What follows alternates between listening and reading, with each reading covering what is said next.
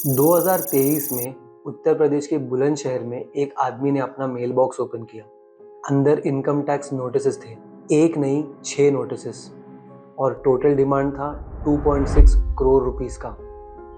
Notices के हिसाब से वो आदमी 7 कंपनीज का ओनर था जो दिल्ली, तेलंगाना और यूपी जैसे स्टेट्स में रजिस्टर्ड थे।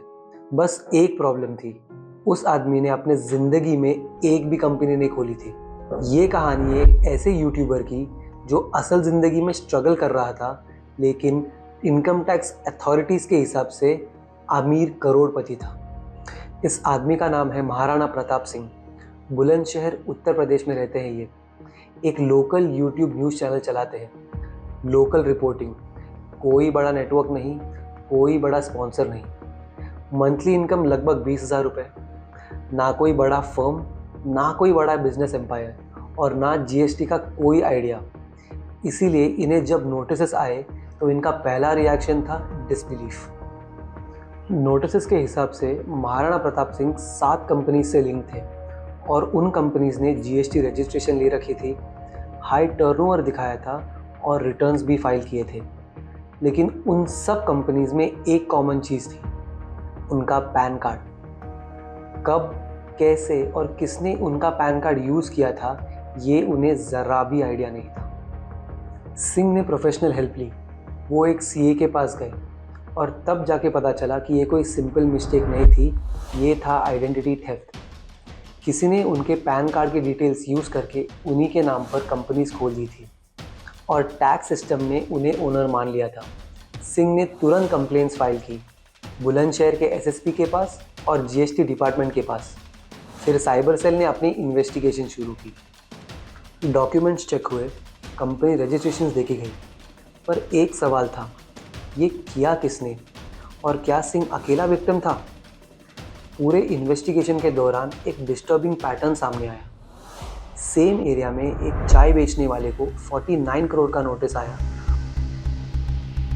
और एक दुकानदार को 141 करोड़ का नोटिस, जबकि एक डेली वेज लेबरर को 4.88 करोड़ का टैक्स डिमांड आया।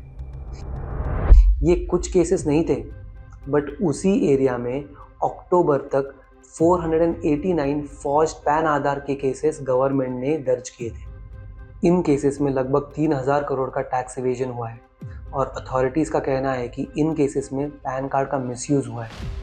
यानी ये प्रॉब्लम एक शहर या एक आदमी की नहीं है, ये एक नेशनल पैटर्न बन चुका है। और ये प्रॉब्लम अब कोई छोटी या रेयर नहीं रही। Pan card misuse and fake companies और नोटिसेस तब आते हैं जब प्रॉब्लम एंड मिसयूज़ ऑलरेडी हो चुका होता है।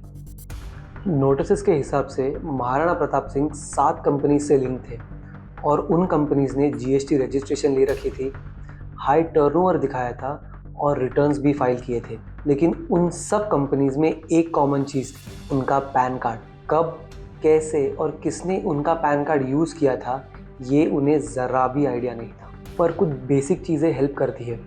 सबसे पहले फॉर्म 26AS और AIS को हर 3 से 6 महीने में चेक कीजिए, सिर्फ टैक्स सीज़न के वक्त नहीं, रेगुलर बेसिस पे।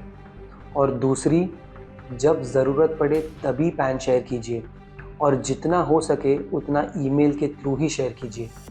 स्क्रीनशॉट्स और फॉरवर्ड से बच के रहिए, स्पेशली फ्रीलांसर्स। और अपना पैन अपने रेज्यूमे, पोर्टफोलियो और कॉमन गूगल ड्राइव लिंक पे अपलोड करना बंद कीजिए, क्योंकि ये बहुत ही कॉमन सोर्स है जहाँ से पैन लीक हो सकता है। ये वाला पॉइंट स्पेशली लोग इग्नोर कर देते हैं। हर साल अपना ITR फाइल कीजिए, चाहे ज़ीरो इनकम क्यों ना हो, क्योंकि ये एक एविडेंस की तरह काम करेगा अगर कोई आपका पैन मिसयूज़ करके आपके नाम पे इनकम दिखा रहा हो तो। और अगर आपको लग रहा है कि आपका पैन मिसयूज़ हो रहा है तो वेट मत कीजिए, तुरंत पुलिस स्टेशन जाकर FIR लिख दीजिए और फिर अपने असेसिंग ऑफिसर को इन्फॉर्म कर देना। उसके तुरंत बाद इनकम टैक्स पोर्टल पर जाकर अपनी एक्सप्लेनेशन सबमिट करके सारे सपोर्टिंग डॉक्यूमेंट सबमिट कर दीजिए। इस सिस्टम में पेपर ट्रेल सबसे बड़ी प्रोटेक्शन होती है। महाराणा प्रताप सिंह ओवरनाइट अमीर नहीं बने, पर टैक्स रिकॉर्ड्स के मुताबिक वो पहले से ही करोड़पति थे। ये कहानी टैक्स की नहीं है, ये कहानी है आइडेंटिटी मिसयूज़ की। ये डिजिटल इंडिया है और अगर आप केयरफुल नहीं हो तो आपका पैन आपको करोड़ों के झूठे कर्जे में डुबा सकता है।